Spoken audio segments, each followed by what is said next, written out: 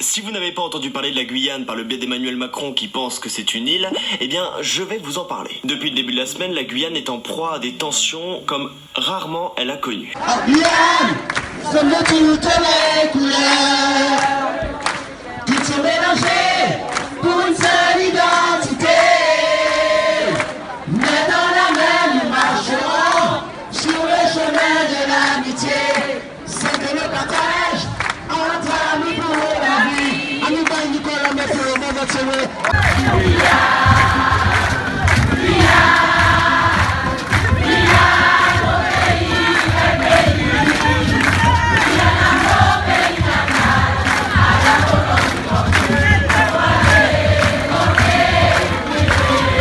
La Guyane, ça fait partie de la France et c'est la région la moins peuplée avec 250 000 habitants derrière Mayotte. Mais alors qu'est-ce qui énerve tant que ça les habitants de Guyane? Eh bien je vais vous le dire. 22,3% de la population de Guyane est atteinte du chômage. Dit comme ça on dirait que c'est une maladie, mais c'est simplement un fait. 46 000 personnes sur 250 000 n'ont pas accès à l'eau potable, 12% des jeunes n'ont pas le bac, je me sens moins seul d'un coup. La Guyane connaît également une explosion démographique. Dans les années 90, ils étaient 110 000 et aujourd'hui, comme je le disais, 250 000. De plus, le coût de la vie là-bas est globalement plus cher que dans l'Hexagone, avec une moyenne de 45% pour les produits alimentaires. À ça s'ajoute une moyenne de 24 médecins pour 100 000 habitants, le fait que 1/5 de la population est à au moins 30 minutes de l'hôpital le plus proche, et rien qu'en 2016, la Guyane a connu 42 homicides. Ça en fait quand même le département le plus meurtrier de France, hein. C'est pas n'importe quoi, c'est un peu un truc de dingue. Déjà en 2012, François Hollande, il avait promis de venir en aide aux dom-tom, donc toutes ces régions qui ne font pas partie de la métropole française. Et le truc c'est que François Hollande, il a rien fait pour la Guyane, et d'ailleurs il a pas fait grand chose pour les autres départements d'outre-mer. Donc du coup c'est un petit peu logique que les Guyanais ils commencent un peu à en avoir ras-le-bol. Et c'est pourquoi ils font la grève, c'est pour ça ils sont pas contents, etc. Qu'a répondu le gouvernement à ceci? Ils ont envoyé une délégation ministérielle sur place. En mode on se fout ouvertement de votre gueule. Ils envoient même pas un vrai ministre, ils envoient des fonctionnaires délégués au gouvernement. Donc bien sûr, les Guyanais ils refusent catégoriquement de négocier avec ces gens-là. Pour accueillir à leur façon la mission interministérielle envoyée par le gouvernement pour travailler avec les collectifs guyanais mobilisés depuis près d'une semaine. Aucun affrontement, mais un cordon de sécurité déployé pour les tenir éloignés des voyageurs. Les 500 frères venus dire à la délégation qu'ils ne sont pas leurs interlocuteurs. Nous rejetons catégoriquement cette délégation qui n'a aucun pouvoir, aucune légitimité de discuter avec les 500 frères contre violence. La délégation interministérielle a été prise en charge par un hélicoptère de l'armée dès son arrivée. Une sortie de l'aéroport discrète, loin des caméras et des manifestants. Ils ont tout à fait raison et ils attendent de pied ferme qu'un fonctionnaire important de l'État vienne en Guyane pour négocier. Ils entament leur discussion avec les leaders de la mobilisation en Guyane. Des leaders très déterminés à obtenir les moyens de faire enfin décoller le territoire après le succès des manifestations des derniers jours. Olivier Goudet du collectif des 500 frères contre la délinquance. Nous lançons ce message au ministre, n'ayez pas peur. N'ayez pas peur. Désormais, vous êtes... Alors qu'est-ce qu'ils veulent? Ils aimeraient bien être traités de la même manière que dans l'Hexagone, et là-dessus on peut pas vraiment les blâmer parce qu'ils ont tout à fait raison. Comment ça se fait que des Français d'outre-mer ne soient pas traités de la même manière que les Français de la métropole? Là, je vous pose la question. Alors ok, il y a des conditions qui sont différentes, etc. Mais au moins qu'on essaie de se donner les moyens et qu'on essaye de leur donner les moyens plutôt que de les laisser crever. Et à l'heure où la Guyane réclame 3 milliards pour rattraper son retard et faire oublier la déclaration de François Mitterrand en 1985, la fusée d'école sur fond de bidonville, nous vous proposons un éclairage sur ce que la Guyane rapporte à la France en termes de ressources et de richesses. Le dossier est signé Clotilde Séraphin et Sefiandi. Qui coûte à qui? La Guyane à la France ou la France à la Guyane? À cette question, deux angles de réponse. Celui de la quantification financière et celui de l'évaluation par nature. Très peu de l'argent donné par la France profite à l'investissement en Guyane. L'essentiel de cet argent, salaires et prestations sociales, sert au fonctionnement et repart sous forme de taxes notamment. tout d'une économie de comptoir. L'évaluation par nature pose la Guyane comme un joyau, l'or vert, l'or jaune, l'or noir et une assise de rêve sur l'équateur. Pour la biodiversité du poumon vert qu'est le bassin amazonien qui permet de capter le carbone et de lutter contre l'effet de serre, la Guyane ne perçoit rien malgré les nombreuses sollicitations de ses parlementaires, dont Gabriel Serville.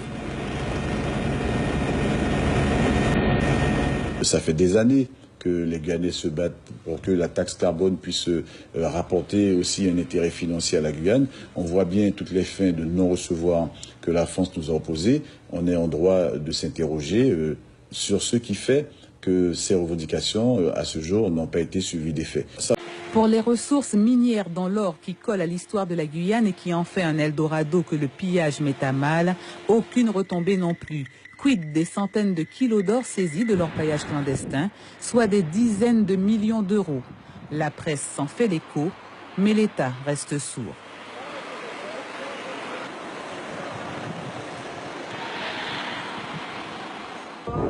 Pour le territoire marin guyanais, là encore, des ressources abondantes régulièrement pillées et un champ de pétrole de 6000 mètres de profondeur, 2000 de Grand Bleu et 4000 de sous-sol océanique. Une valeur certaine dans la zone économique exclusive française, dont l'estimation s'entoure d'opacité. Enfin, grâce à Kourou, la France se retrouve propulsée au rang des plus grands. La Guyane, quelle meilleure réponse en effet à l'obsession équatoriale des monstres du spatial. Plus proche de l'équateur pour des lancements moins coûteux. Ainsi, les États-Unis consomment 27% d'énergie en plus que la France, les Russes 54%. Soit des économies pour la France qui se chiffrent en milliards et on serait loin du compte. Un havre de paix qui regorge de richesses et qui a les moyens de ne plus ressembler à ce bidonville dont parlait François Mitterrand lorsqu'il déclarait 32 ans plus tôt la fusée décolle sur fond de bidonville. Depuis, la Guyane, toujours dans le même dénuement, n'a-t-elle pas vu décoller Ariane 4, Ariane 5, Soyouz et Vega? Je fais confiance à la force de la Guyane pour qu'au prochain gouvernement, nous puissions aller encore plus loin dans nos revendications et donc de bâtir le territoire. Vendredi, Olivier Goudet, entouré de ses sympathisants, seront à une convocation au commissariat de Cayenne. Il lui est en effet reproché d'avoir proféré des propos diffamants à l'encontre du préfet de Guyane et de l'ex-procureur de la République. Des griefs que rejette en bloc le président de Trop Violence. Aujourd'hui, il est fort prouvé que l'État veut museler le peuple. À travers vous? À travers moi, puisque je suis président de l'association Trop Violence, président d'honneur des 500 frères, et depuis après le mouvement mars-avril 2017, nous sommes toujours debout, nous sommes toujours aux revendications, nous sommes toujours au soutien des victimes. Sur place, les soutiens au président de Trop Violence étaient aussi nombreux que divers. Tout le monde est dans la même situation. Dès qu'on essaye d'ouvrir la bouche trop fort, et ça y est, on a les représailles qu'il faut. Et on nous menace, hein. Ne vous en faites pas, on nous menace. Tout le monde va passer à la trappe. Ça, c'est comment je vais dire ça, la stratégie de l'État. Ouais, oui, mais vous avez vu, tout le monde est passé, hein. Les grands frères, Mouquet, Mongal, Mika, Davy, tout le monde est passé. Donc, il manquait qu'Olivier, donc c'est le dernier. À partir du moment où on a accepté d'être parmi en première ligne durant les mouvements, on savait très bien que derrière, il y aurait eu des retours de bâton. Et on est en plein dedans. Et après 3h30 de garde à vue, Olivier Goudet est relâché. Ses premiers mots sont pour sa mère et ses partisans. Jaune là, ça m'a apprécié, à quel bon moment moi il a, et puis il y a Zot qui l'a, et parce que s'il est lâché moi maintenant, grâce à Zot tout qui l'a. Et durant sa garde à vue, Olivier Goudet a fait jouer son droit au silence. Une posture que nous explique l'un de ses avocats. On ne peut pas s'exprimer sur la base d'un dossier que nous n'avons pas. D'accord? Donc, on fait jouer le droit au silence. Le droit au silence, ça n'est pas pour cacher des choses, ça n'est pas pour refuser de répondre à la justice. C'est un droit que la loi offre à toute personne de préférer conserver le silence dans le cadre de sa défense que cette personne estime qu'elle n'est pas en mesure de s'exprimer. C'est un droit. On lui reproche un certain nombre de propos qui auraient été interprétés par les personnes victimes dont le préfet en exercice est l'ancien procureur de la République, Éric Vaillant, comme étant des menaces de mort. Ça, ce sont aussi leurs interprétations. Pour l'heure, Olivier Goudet n'est pas mis en examen. Il pourrait toutefois être reconvoqué par la police qui, par la suite, décidera ou pas de poursuites judiciaires à son encontre. Olivier Goudet qui sort du tribunal en tenue d'esclave libéré, tient-il à préciser. Par cette mise en scène, le prévenu a souhaité donner une résonance particulière et somme toute symbolique à ce procès. Nos frères Bouchinengue, nos frères amérindiens, le peuple guyanais, je nous sorti que nous pantalons côté nous en 7, t'es qu'à subir, à conron y était fika. Et là, l'État a l'impression, nous avons l'impression que l'État les fait nous virer en sa système. Pour ça, nous avons dénoncé de par nous habits, de par nos postures, et nous les voyons un signal fort pour dire que les chaînes nous brisent et nous péquer l'essayer remarrer sa chaîne en ni en nos pieds, ni en nos bras, ni en nos têtes. Sur le procès en lui-même, le débat qui a duré 2 heures a porté sur des éléments techniques du dossier. Les 3 avocats du prévenu considèrent que la citation doit être frappée de nullité, une première demande basée sur le fait qu'il n'est pas clairement précisé ce qui est reproché à leur client. Dans la citation, on n'a pas visé de victime. Et elle est nulle parce qu'on a visé de nombreux textes du code pénal. Le procureur s'explique dessus, mais les explications ne sont pas nettes. De nombreux textes du code pénal sur lesquels on ne peut pas se prononcer. Nous, la défense, nous n'avons que la déclaration de l'apologie, mais ensuite, tous les autres textes ne correspondent pas. La défense a motivé une 2e demande en nullité en contestant l'interprétation qui est faite des propos d'Olivier Goudet. Le travail de traducteur et non d'un interprète, martèle Maître Lama.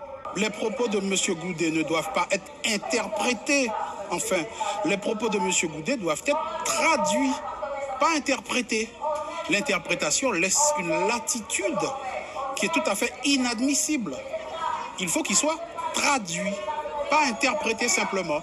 Il faut qu'il soit traduit et traduit fidèlement.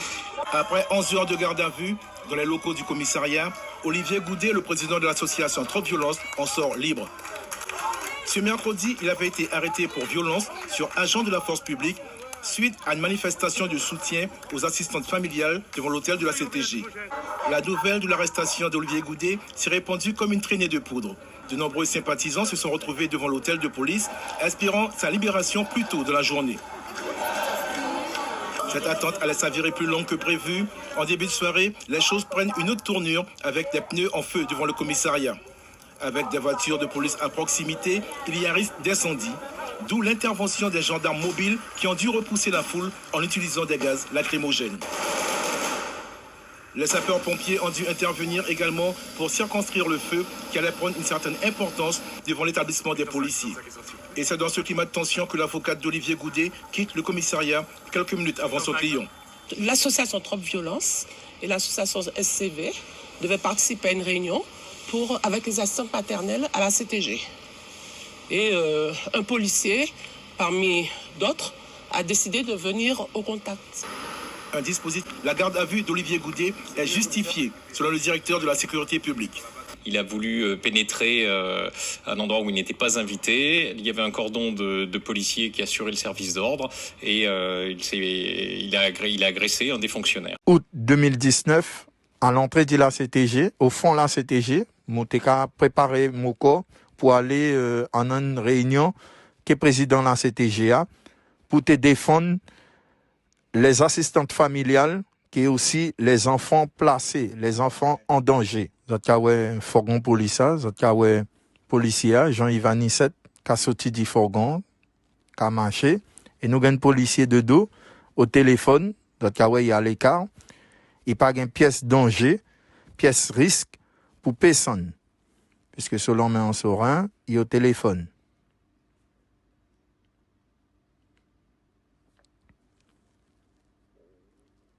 là, moi avancé, que on dit c'est même trop violence, ça t'a ouais, moi regardé à droite, puisque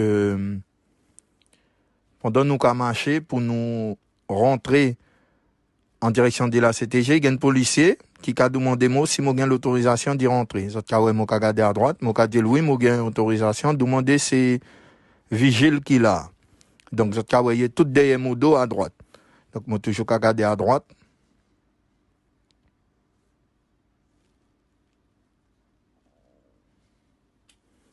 Et là, Vigila a parlé que on dit ces policiers qui à l'entrée. Et puis actuellement, Zotkawe mon face, Anisette qui a fait mon face. Pourtant, il n'y a pas de personne devant moi. Il y a un qui apparaît comme ça devant moi. Il dit moi, t'as pas qu'à rentrer là. Ah, ça il dit moi, t'as pas qu'à rentrer là. Et là, en quelques secondes, vous avez gardé la porte à l'ouvrir derrière, donc moi pas forcé pièce barrage, la porte à l'ouvrir. Il y a un policier qui a gardé, vous avez dit bout. Et là, Anisette, Jean-Yves, qui a agressé moi. Première bourrade. Bien garder ses mounions sur l'en-main, sur démarche. Bien garder ce geste, vous avez sur dès l'en-main l'ouvrir comme une coque jenga. Et policier a même derrière, sur l'en-main en sa poche, il a gardé. Comme s'il est habitué, ouais, Anisette fait ça. Et là, le policier a reculé. Zotoué, mon main, toujours le long du mot corps. Bien gardé, il a poussé moi. Bien gardé mon bras, c'est mon Zotoué, mon bras long. Moi pas moi qui poussé. A comme moi t'ai marché, là il poussé moi. Il mal poussé moi. Et là, à présent, orgueil il gagne, la rage il gagne qui m'a pas reculé. Il a viré poussé moi une deuxième fois. Il a chargé mon une deuxième fois, c'est mon. Donc, j'entends, hein? Mais ça qui passait. Donc, au final, nous avons posé la question, qui a été agressé?